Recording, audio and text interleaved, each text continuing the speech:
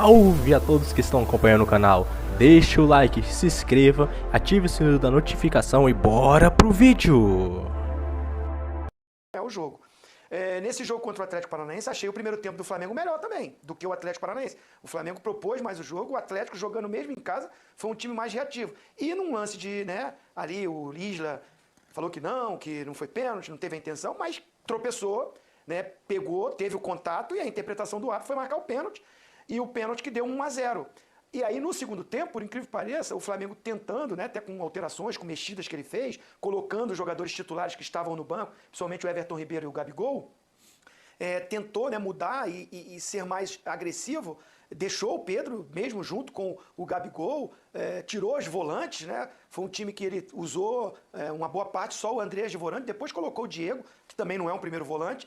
Mas aí o Atlético teve muito mais possibilidades. Aí o contra-ataque do Atlético Paranaense encaixou e teve algumas chances. Achei o segundo tempo até melhor, do Atlético Paranaense. O segundo tempo para mim foi melhor do que o primeiro dele, do Atlético Paranaense. Então assim, no final, o Flamengo teve jogadores que a gente sabe que são os protagonistas, não fizeram o seu melhor jogo. Especificamente, a dupla de volante que vinha jogando muito bem, Thiago Maia e João Gomes, não fizeram o seu melhor jogo. O Arrascaeta, que é o jogador diferenciado, que é o cara que cria as melhores opções, também não estava... Não é que fez um jogo muito ruim, mas não estava no nível do Arrascaeta. A bola quase não chegou ao Pedro. No início do jogo, ele tentou uma formação com o Marinho pela esquerda e aí jogou o garoto Lázaro para a direita. Não funcionou. Quando tomou o gol, ele inverteu, ele enxergou bem isso e aí voltou o Marinho para a direita e o Lázaro para a esquerda. Mas assim, não foi o suficiente, não foi aquele dia como jogou contra o próprio Palmeiras e como jogou contra o São Paulo e até na Libertadores. Achei normal ele fazer as mudanças porque vinha de 3 jogos repetindo o time, então tem jogadores ali que estavam desgastados e vai acontecer isso com a maioria dos times, de mexer. Ele preferiu optar, jogando em casa, jogar com o seu time titular. E eu concordei com o Paulo Souza. Contra o São Paulo, contra o Palmeiras, o jogo da Libertadores, ele foi com a força máxima. E aí, no jogo contra o Atlético, ele escolheu para fazer as mexidas. Era um time forte, mas que não foi o dia desses jogadores. Jogaram abaixo. Acho que ele tem um grande problema nesse sistema de jogo dele, que ele joga, iniciando o jogo com uma linha de 3. Ele já falou isso, já explicou, Ele tem uma variação tática, a gente já discutiu isso também no programa. Ele tem a posse de bola, faz uma linha de 3. Defende numa linha de 4. Mas tem um jogador que é fundamental para encaixar nesse sistema que se chama Filipe Luís, que tem sido um dos melhores jogadores. Quando o Flamengo encaixou esse sistema e jogou os seus melhores jogos, o Filipe Luís encaixa nisso, de fazer a linha de 4 quando defende, mas de construir na linha de 3. Tem técnica, tem qualidade, tem experiência, organiza o time. E aí quando ele não tem o Filipe Luís, ele está usando o Léo Pereira para fazer essa função, que é totalmente diferente, principalmente para construir o jogo. Ele vai ter que encontrar, quando não puder contar com o Filipe Luís, quem vai fazer essa função. Vamos ver quando todos os zagueiros estiverem à disposição, Mas assim, um jogo muito equilibrado e numa bola parada foi definida pelo Atlético Paranaense, que conquistou a sua primeira vitória. E o Carille, taticamente, montou muito bem o seu time, lutou, foi disciplinado, marcou muito e anulou essa parte ofensiva do Flamengo.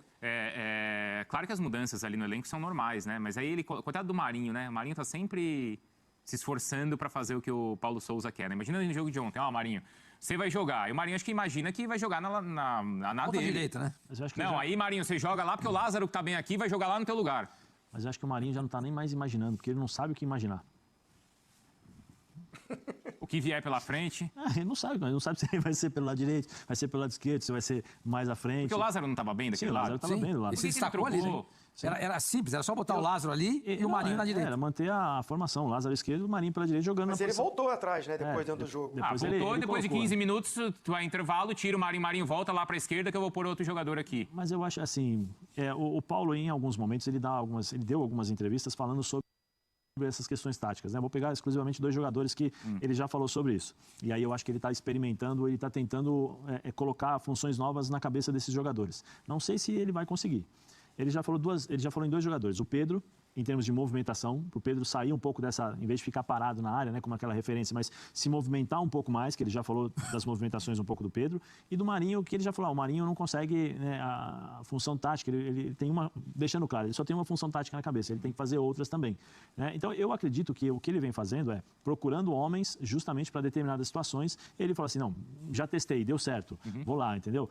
Contra o São Paulo deu certo, contra o São Paulo foi uma outra situação, são outras equipes, foi uma outra equipe, uma outra questão tática, tática dentro do jogo. Uma outra questão de, por exemplo, 1 contra o Rafinha com cartão amarelo e o Flamengo tendo a possibilidade de um contra-ataque, né? Então são situações que eu acho que ele vem testando. Tanto é que ele não tem a convicção, né? Porque ele começa de um lado, depois vai para o outro, aí ele muda. Foi assim que o Everton Ribeiro jogou pelo lado esquerdo, viu que não tinha condição, aí trouxe o Everton Ribeiro para mais próximo daquilo que ele fazia antes, né? Então acho que são testes que ele vem fazendo, especialmente com o Marinho. Com o Pedro, eu estou junto com o Zinho nesse sentido, né? O Pedro é um jogador, é um finalizador. Sim. Se a bola não chega, ele tem essa dificuldade. Talvez por isso o Paulo venha falando para ele no dia a dia, que nós não temos o dia a dia. Infelizmente, talvez o Zinho tenha uma informação a mais, porque, né, lá no Rio a proximidade maior e tal.